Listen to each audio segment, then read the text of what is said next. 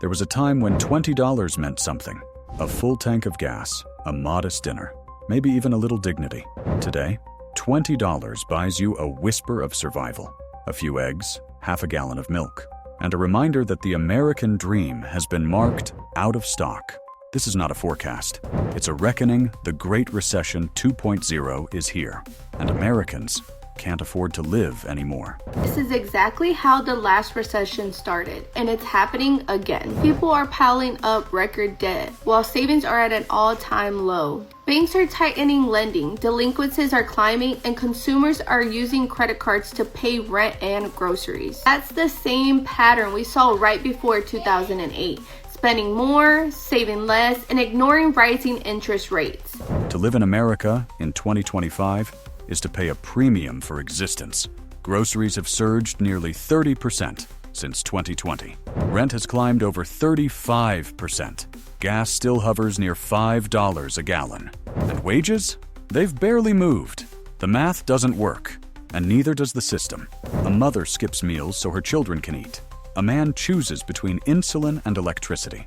A college graduate delivers food to pay off student loans. This isn't just hardship. It's engineered scarcity, and it's being sold as normal.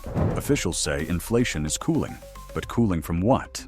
From a blaze that already scorched the working class. Guys, what's going on? Stocks are down like 20% across the boards. Inflation's super high. Gas prices are crazy. Companies don't seem to be hiring like they used to. It seems like everything's going crazy. What's causing this? You might think that it was the pandemic or the war on Ukraine or the supply chain issues, but actually the answer is more simple. In the last 2 years, the US Federal Reserve has created over 80% of all of the US dollars that are in circulation today. That means that if you have $10 in your wallet, only 2 of those dollars existed 2 years ago. In just 2 years, we printed 5 times all the US dollars that existed beforehand. We're not in a recession. At least, not according to the National Bureau of Economic Research. But let's examine the symptoms. GDP is flat. Unemployment is creeping upward. Consumer spending is down. Evictions are rising. Debt is exploding. If it walks like a recession and bleeds like one, what do you call it? I am not an economist, but I have studied complex systems for years, and the science here is well established. What we're seeing right now is multiple critical components of our economic and political network showing simultaneous strain. Think of it like a rubber band. It stretches and holds tension, and then it snaps suddenly. That snap is what complexity scientists call a mixed transition. You can cross the threshold before the visible collapse happens. Once you pass that point, the failure cascade becomes extremely difficult, if not impossible, to stop. With the government shutdown that went into effect October 1st, food price surges, over 30,000 jobs lost in the latest ADP report, with previous months revised downward, and all the other factors that we'll discuss, I believe we're approaching, if we haven't already crossed, that threshold. The Federal Reserve insists we're headed for a soft landing. Translation? We crashed, but gently, right into a wall. This isn't a temporary downturn, it's a structural collapse. And the silence around it? That's not oversight. It's strategy. When systems fail, they don't apologize. They gaslight. You're told to budget better, to work harder, to stop buying lattes. Meanwhile, corporate profits hit record highs, and billionaires add zeros to their net worth while you subtract meals from your week. The shame economy thrives on your guilt. It tells you poverty is a personal failure, that struggling is a moral flaw. But here's the truth. You didn't fail. The system did. And it's still failing, by design. But sure, blame the avocado toast. Coffee and avocado toast. That's what's fucking your life up.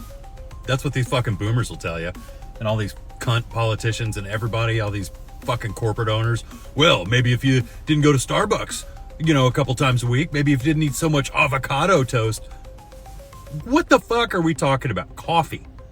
Historically, the reason coffee is popular is it was a cheap, easy boost. With that little caffeine hit to kind of get you going in the morning. It's fucking bean water. Bean water. And fucking avocado toast? Do you know that avocado is a fruit? So you're mad at young people because the treat that they get themselves every now and then is a piece of fucking bread with some fruit spread over it.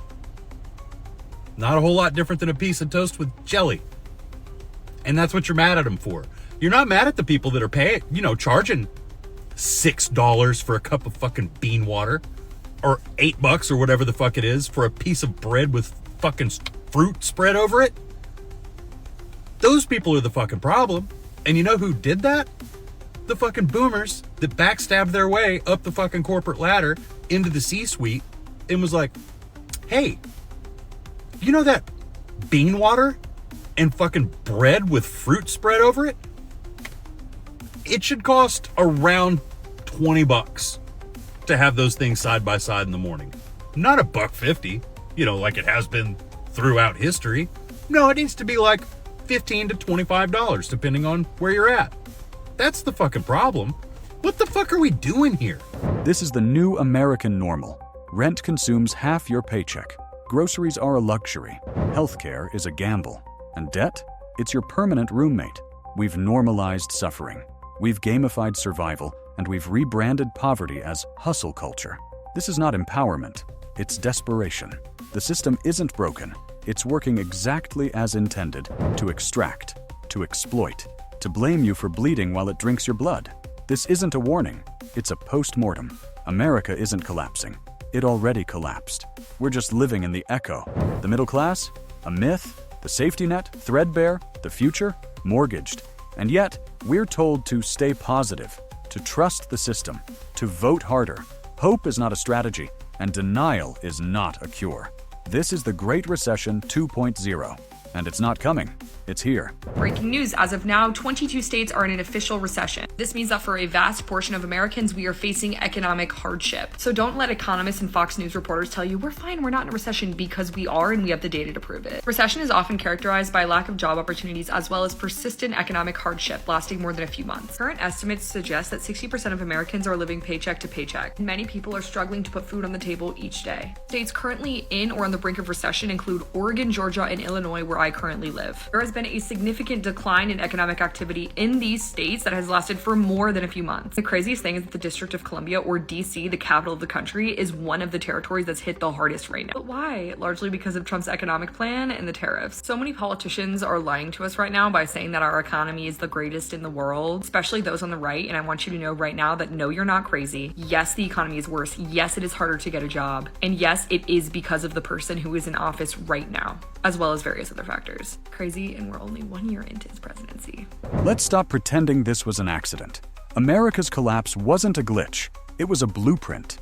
Every system, housing, healthcare, education, labor, was designed to extract maximum value from you until you break. And when you do, they sell you therapy apps, payday loans, and motivational quotes. This is not dysfunction. It's capitalism in its final form, predatory, performative, permanent.